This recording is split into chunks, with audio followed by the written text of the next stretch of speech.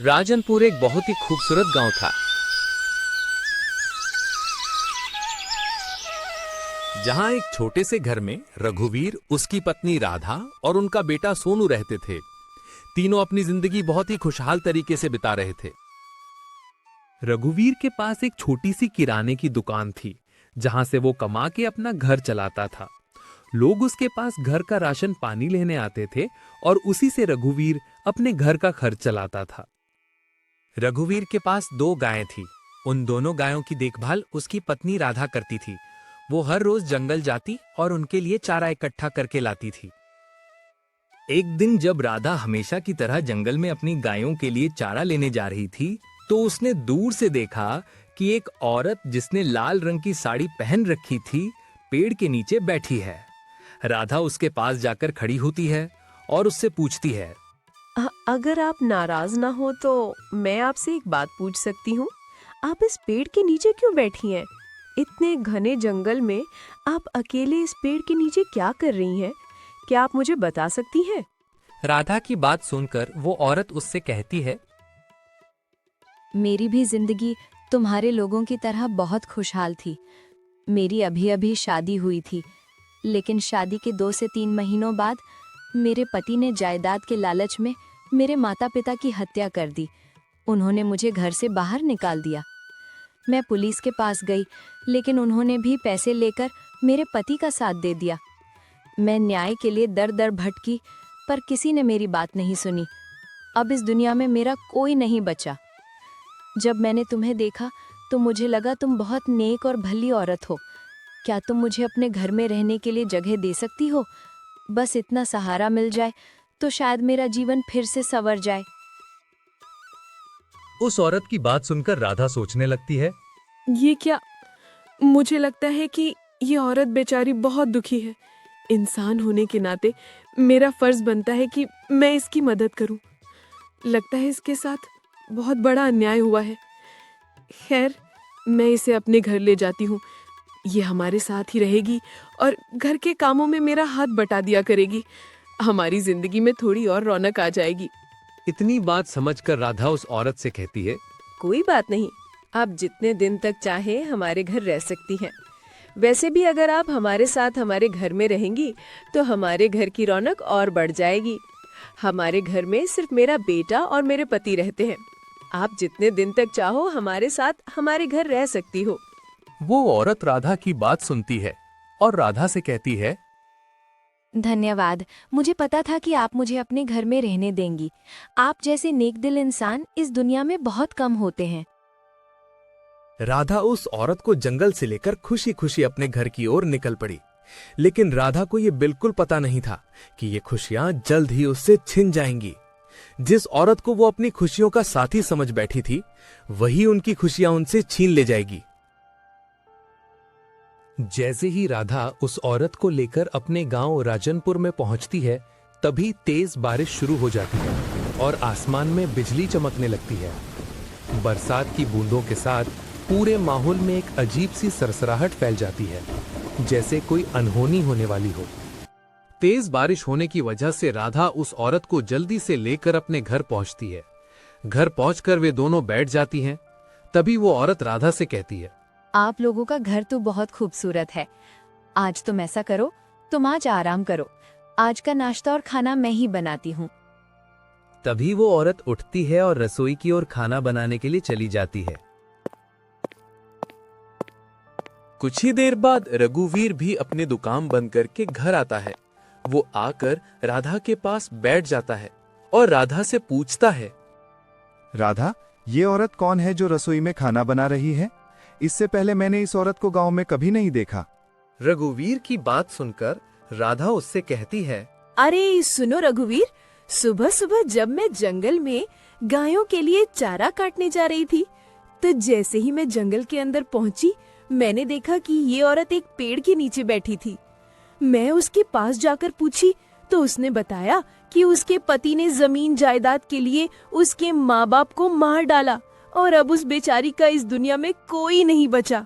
ये सुनकर मुझे उस पर बहुत दया आ गई, इसलिए मैं उसे अपने साथ घर ले आई। मैंने सोचा इसके आने से घर में थोड़ी रौनक भी बढ़ जाएगी और ये मेरे साथ घर का काम भी संभाल लिया करेगी। राधा की बात सुनकर रघुवीर बिना कुछ सोचे समझे उस औरत को घर में रखने के लिए राजी हो जाता है।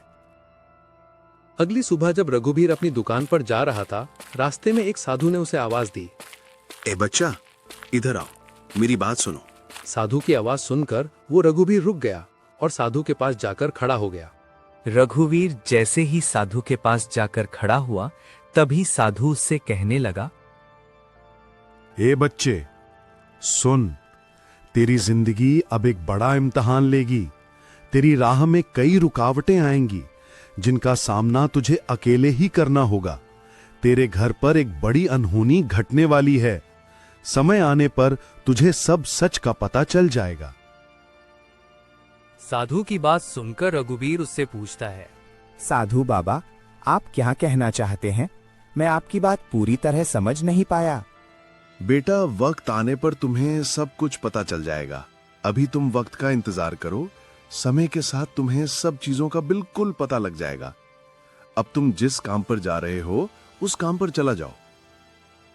साधु की बातें सोचते हुए रघुवीर दुकान पर तो पहुंच जाता है, लेकिन दुकान पर पहुंचकर भी वो साधु की बातें सोचने लगता है। आखिर वो साधु ऐसी बातें क्यों कर रहा था? भला मेरे ऊपर कौन सी मुश्किलें आने वाली हैं? हाँ, साधु कह रहा था कि हमारे घर कुछ अनहोनी होने वाली है, लेकिन हमारे घर अनहोनी होगी तो भला किस बात की?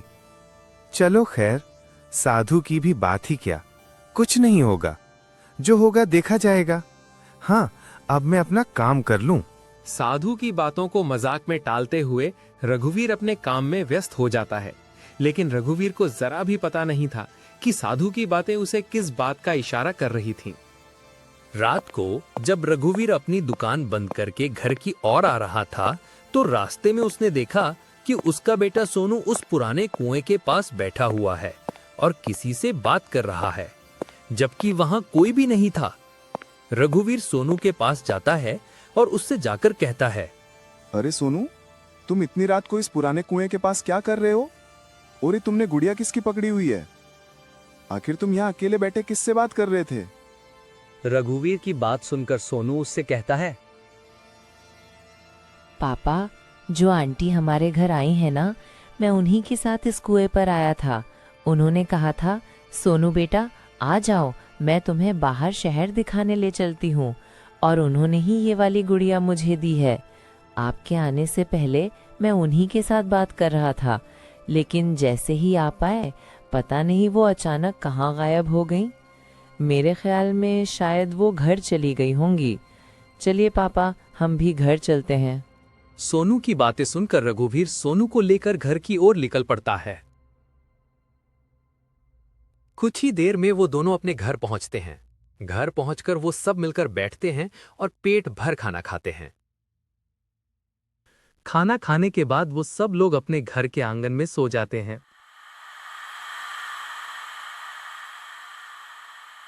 कुछ ही देर बाद अचानक रघुवीर की आंख खुल जाती है। वो उठकर देखता है और देखता है कि वो औरत जो उनके घर आई थी अपनी जगह पर नहीं है। ये देखकर रघुवीर सोचने लगता है, इतनी रात को भी वो अपनी जगह से उठकर कहाँ चली गई? मुझे नहीं पता क्यों, लेकिन मुझे ऐसा लगने लगा है कि मैंने उस औरत को अपने घर में रखकर बहुत बड़ी गलती कर दी है। जिस दिन से वो औरत हमारे घर आई है, उसी दिन से मुझे साधु की बातें याद आने लगी हैं। उसने कहा था कि तुम्हारे घर एक बहुत बड़ी अनहोनी होने वाली है, और आज सोनू भी उसी पुराने कुएं के पास बैठा था, हाथ में एक गुड़िया लेकर किसी से बात कर रहा था, जबकि वहां कोई नहीं था। नहीं, अब मुझे खुद जाकर देखना होगा कि वो औरत आखिर गई कहाँ है। तभी रघुवीर उसका पीछा करने लगता है। वो देखता है कि वो औरत उस पुराने कुएं की ओर जा रही है। रघुवीर धीरे धीरे उसके पीछे चल देता है। कुछ ही देर में वो औरत उस पुराने कुएं के पास पहुंचती है। उस औरत का पीछा करते करते रघुवीर भी एक पुरानी झोपड़ी के पीछे जाकर छिप जाता है और उसे ध्यान से देखने लगता है। थोड़ी ही देर बाद वहां से लाल सी एक अजीब रोशनी उठती है और देखते ही देखते वो रोशनी धुएं में बदल जाती है। धुआं छटते ही वो औरत एक भयानक चुड़ैल में बदल जाती है। तभी वो चुड़ैल उस कुएं की ओर मुंह करके जोर से आवाज लगाती है, अंधकारा, बाहर आओ, मैं तुम्हारे लिए एक बहुत बड़ी खुशखबरी लाई हूँ। अंधकारा, बाहर आओ जल्दी से। उस चुड़ैल की आवाज लगाते ही उस पुराने कुएं के अंदर से एक भूत बाहर आता है, जिसकी मोटी मोटी लाल आंखें थी और उसका चेहरा बेहद डरावना था। तभी वो चुड़ैल उस भूत से कहती है, अंधकारा, कल पूर्णिमा की रात है। कल की रात हमारे लिए बहुत अहम है। अगर कल मैं उस लड़के की बलि देकर अपनी ताकत दोगुनी कर लूंगी तो तब मैं इस दुनिया पर राज करने से कोई नहीं रोक सकेगा। अब मैं कल के दिन का बेहद बेसब्री से इंतजार कर रही हूँ।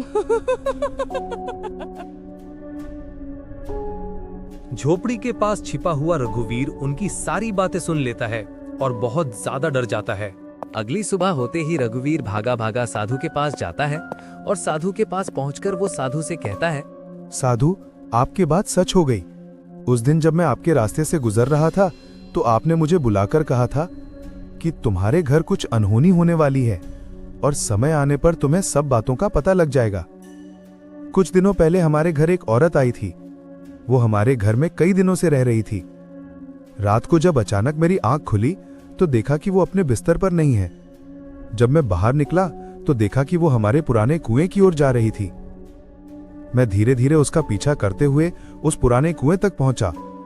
वहां जाकर देखा कि एक लाल सी रोशनी के साथ धुआं उठ रहा था। जैसे ही वो धुआं खत्म हुआ, वो औरत एक भूतिया चुड़ैल में बदल गई। तभी कुएं से भी एक भूतिया जिन बाहर आया। वो जिन से कहने लगी, कल पूर्णिमा की रात है। इस पूर्णिमा की रात को मैं जहां रहती हूं वहां के बेटे सोनू की बलि चढ़ाकर अपनी ताकत को दुगनी कर लूंगी और फिर मैं इस पूरी दुनिया पर राज करूंगी। उसकी ये बातें सुनकर मेरे होश उड़ गए। मैं डरते डरते किसी तरह वहां से भागा और सुबह होते ही आपके पास चला आया। साहब जी, अब आप ही कुछ कर सकते हैं, वरना वो चुड़ैल किसी बड़ी अनहोनी को अंजाम दे देगी। और हाँ, उसने मेरे बेटे सोनू को एक गुड़िया भी दी थी जो अभी भी मेरे पास है। रघुवीर की बात सुनकर साधु बोलता है, तुम टेंशन मत लो। सुनो, आज रात जब वो औरत चंडी माँ की रात को तुम्हारे बेटे की बलि चढ़ाने की कोशिश करेगी, तब भी उसका ये प्लान नाकाम हो जाएगा। मैं रात में तुम्हारे घर आऊंगा और उस चुड़ैल को हमेशा हमेशा के लिए खत्म कर दूंगा। इसे अपने पास ही रखो। जब मैं आऊंगा तो तुम्हें सब कुछ पता चल जाएगा। और हाँ, अब उस औरत के पास अपने बेटे सोनू को मत भेजना। रात तक सोनू को अपने पास ही रखना। साधु की बात सुनकर रघुवीर घर आया और अपनी पत्नी को कल की सारी घटना और उस औरत के बारे में सब कुछ बता दिया। उसने बताया कि कैसे वो औरत कई दिनों से उनके घर रह रही थी, रात को अचानक गायब हुई और पुराने कुएं के पास जाके धुआं निकाल के भूतिया रूप धारण कर बैठी। रघुवीर ने बताया कि उस चुड़ैल ने सोनू को एक गुड़िया दी थी और कहा था कि पूर्णिमा की रात वो सोनू की बलि चढ़ाकर अपनी ताकत दोगुनी कर लेगी और दुनिया पर राज करेगी। रघुवीर ने अपनी पत्नी से कहा कि साधु ने चेतावनी दी थी और वादा किया कि वो रात को आकर उस चुड़ैल का नाश कर देगा। उसने पत्नी से कहा कि सोनू को आज रात अपने पास ही रखना और किसी के पास मत भेजना। रघुवीर ने सभी डर और आशंकाओं के साथ यह भी कहा कि वे शांत रहें पर सतर्क रहें, क्योंकि सच बहुत करीब है और अब सब कुछ जल्द ही सामने आ जाएगा। रघुवीर की ये सारी बातें सुनकर उसकी पत्नी राधा बहुत हैरान हो गई। वह रघुवीर से कहने लगी, क्या तुम सच कह रहे हो रघुवीर? वो औरत सच में चुड़ैल है? मैंने तो उसे एक साधारण औरत समझा था जो मदद मांगने हमारे घर आई थी। अगर वो सच में सोनू की बलि चढ़ाना चाहती है तो हम अपने बेटे को कैसे बचाएंगे? राधा की आवाज डर से कांप रही थी। उसके चेहरे पर चिंता और भय साफ झलक रहा था। राधा, तुम चिंता मत करो। साधु ने मुझसे वादा किया है कि वो आज रात हमारे घर आएंगे और उस चुड़ैल का नाश कर देंगे। अब तुम सोनू को अपने पास बुला लो और उसे किसी के साथ बाहर न जाने देना। रात होने वाली है। मैं अब जाकर साधु बाबा को लेकर आता हूँ। रात होते ही रघुवीर साधु को लेकर आया। घर के सामने आग जलाकर वे सब लोग आग के पास किनारे पर खड़े हो गए। कुछ ही देर बाद वो औरत आई और उनके पास आकर बोली, ये आप लोगों ने घर के बाहर बैठकर आग क्यों जलाई है और ये साधु को किसने बुलाया है? उस औरत की बात सुनकर रघुवीर बोला, अब बस करो, ये नाटक खत्म। तुम्हारे सारे षड्यंत्र अब उजागर हो गए हैं। कल जब तुम सोकर उठी थी तो अचानक मेरी आंख खुली और मैंने देखा कि तुम अपनी जगह पर नहीं हो। मैंने देखा कि तुम पुराने कुएं की ओर जा रही हो। मैं तुम्हारा पीछा करते करते उस पुराने कुएं तक पहुंचा। वहां पहुंचकर मैंने देखा कि एक लाल सी रोशनी जलते ही तुम एक भयानक चुड़ैल में बदल गई। फिर तुमने आवाज लगाई तो कुएं से भी एक जिन बाहर आया। तुम कह रही थी कि आज पूर्णिमा की रात है, जहां मैं रहती हूं वहां के बेटे सोनू की बलि चढ़ाकर मैं अपनी शक्तियां दोगुना कर लूंगी। मैं डरकर सीधे साधु के पास गया। साधु ने कहा कि हम घर के बाहर आग जलाकर उसकी आत्मा को हमेशा हमेशा के लिए नाश कर देंगे। जब साधु ने उस गुड़िया को देखा तो उसने बताया कि तुम्हारी सारी शक्ति उसी गुड़िया में बसी है। अब हम उस गुड़िया को जलाकर इस दुनिया से तुम्हें हमेशा के लिए मिटा देंगे और तुम दुनिया से चली जाओगी। रघुवीर की बातें सुनकर वो औरत फिर से एक भूतिया चुड़ैल में बदल गई। भूतिया चुड़ैल में बदलते ही वो रघुवीर की ओर झपटी। जैसे ही वो रघुवीर की तरफ बढ़ी, रघुवीर ने जल्दी से वो गुड़िया आग में फेंक दी। गुड़िया जैसे ही जलने लगी, उसके साथ साथ एक तेज धुएं के साथ वो औरत भी उस धुएं में गायब हो गई।